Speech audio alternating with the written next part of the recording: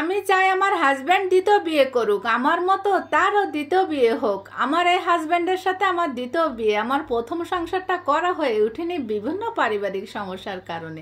মন না চাইলেও প্রথম সংসারটা ছেড়ে দিতে বাধ্য হয়েছিলাম।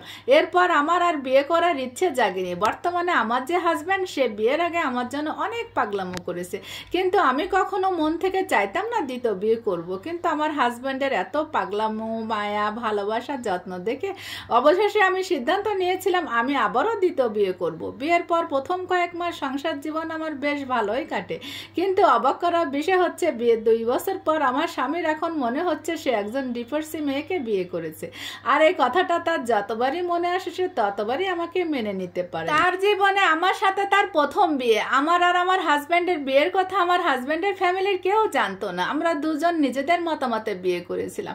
বিয়ে করার সময় আমার হাজব্যান্ড অনেক কান্না করে বলেছিল আমি তোমাকে অনেক ভালোবাসি, তোমাকে ছাড়া বাঁচতে পারবো না। আর এখন যদি আমার ফ্যামিলিকে জানায় তাহলে তারা কখনোই মেনে নিবে না যে আমি একজন ডিভোর্সি মেয়েকে বিয়ে করতে চাইছি।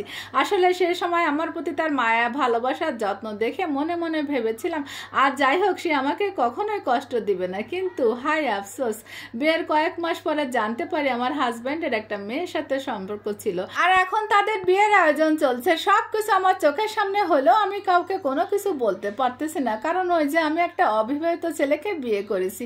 এখন তোমরা হয়তো বলতে পারো আমার কি কখনো কষ্ট হতো না? হ্যাঁ, আমার অনেক কষ্ট হতো। বিয়ের প্রথম যখন শুনি তাদের সম্পর্কের কথা এবং আমাকে পাশে শুয়ে রেখেও যখন ঘন্টার পর ঘন্টা কথা বলতো, তখন আমার কান্না করতে করতে দম বন্ধ হয়ে যেত। কিন্তু আমার সেই কান্না করতে করতে দম বন্ধ হয়ে যাওয়া নিঃশ্বাসের শব্দ আমার হাজব্যান্ড পাশে শুয়ে থাকা সত্ত্বেও সে বুঝতে পারত। বাধ্য হয়ে আমি ওয়াশরুমের দরজা বন্ধ করে দিয়ে কান্না করতাম। তবে আমি আমার হাজব্যান্ডকে প্রচন্ড ভালোবাসি, কেন জানি আমি তার প্রতি রাগ করে 2 মিনিটও থাকতে পারি না।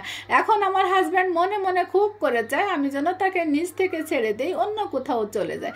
কিন্তু আমার পক্ষে তাকে ভুলে যাওয়া, ছেড়ে যাওয়া একেবারে অসম্ভব। আমি চাই আমার হাজব্যান্ড সে এখন একটা বিয়ে করুক, তাহলে তখন আর আমাকে সে সেকেন্ড ম্যারেজের জন্য ঘৃণা করতে পারবে না। তারও 2 বিয়ে হবে, আমারও 2 বিয়ে। দেখি তখন সে কি করে।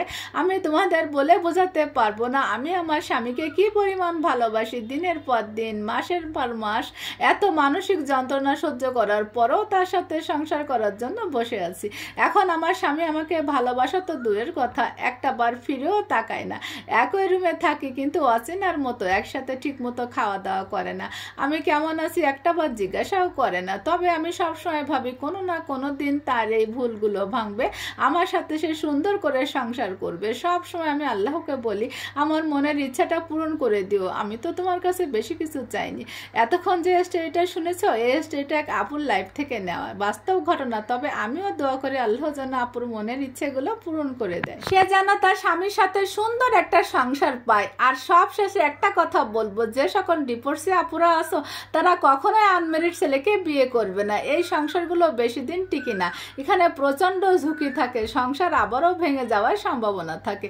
আসলে সত্যি কথা বলতে আমাদের সমাজটা বড়ই অদ্ভুত। একটা অবিবাহিত ছেলে একটা ডিভোর্সি মেয়েকে প্রথমে বিয়ে করার জন্য পাগল হয়ে যায়, বিয়ের কিছুদিন পরেই সে বুঝতে শুরু করে ডিভোর্সি মেয়েকে বিয়ে করে সে ভুল করেছে। তবে একটা জিনিস খেয়াল করে দেখবে, প্রথমে কোনো ডিভোর্সি মেয়ে একটা অবিবাহিত ছেলেকে বিয়ে করতে চায় না, প্রথমে অবিবাহিত ছেলেটা তাকে পটিয়ে বিয়ে করে। আসলে এই যুগে ছেলেদের ভালোবাসা বোঝা খুবই কষ্টকর। তবে দিন শেষে ছেড়ে যাওয়ার জন্য হাজারটা অজুহাত থাকলেও রেখে দেওয়ার জন্য একটাই কারণ যথেষ্ট, আর সেটা হলো ভালোবাসা। তবে সবাই কিন্তু ছেড়ে যায় না, কেউ কেউ আছে সারা জীবন ভালোবেসে পাশে থেকে যায়, কারণ তারা সত্যিকার অর্থে ভালোবাসতে জানে।